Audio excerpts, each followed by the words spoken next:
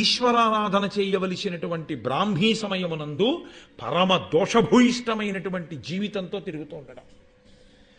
ఎన్ని శాపాలు పొందుతాడు మీరు చూడండి, ఎంత అసహ్యకరమే. ఆ పువ్వు పట్టుకెళ్ళి వాడి ఇంట్లో దేవుడికి పెడుతుంటే దేవుడు వణికిపోతాడు. దొంగ పువ్వులు రా ఇవన్నీ, ఓచలు పెట్టి చెట్లు వంచి పట్టుకొచ్చేసావా, ఇవి నా కాళ్ళ మీద పెడుతున్నావా, చూసి చూసి అసహ్యం వేసి నీకు దొంగవదువుగాక అంటే ఏమవుతాడు? కాబట్టి ధర్మం అన్న మాట అనుష్ఠించడంలో ఉండదు. ఓ పని చేశామంటే చేయడం కాదు, ఇలా చెయ్యొచ్చా అనో ఆలోచన ఉండాలి. అలా చెయ్యొచ్చా అన్న ఆలోచన లేకుండా చేసే పనులు చాలా అసహ్యంగా ఉంటాయి. కాబట్టి పుష్పఫల భరితంబులై తరువనంబులుప్పే, చెట్టుకి కొన్ని పువ్వులు విడిచిపెట్టాలి. పువ్వులన్నీ చాలా సంతోషంగా ఆ పూలతో పళ్ళతో కాయలతో చెట్లు ఎక్కడ చూసినా అందంగా కనపడుతుండేవి. ధర్మ కర్మ నిరతి చేసి కరము నిమ్మితో అన్యో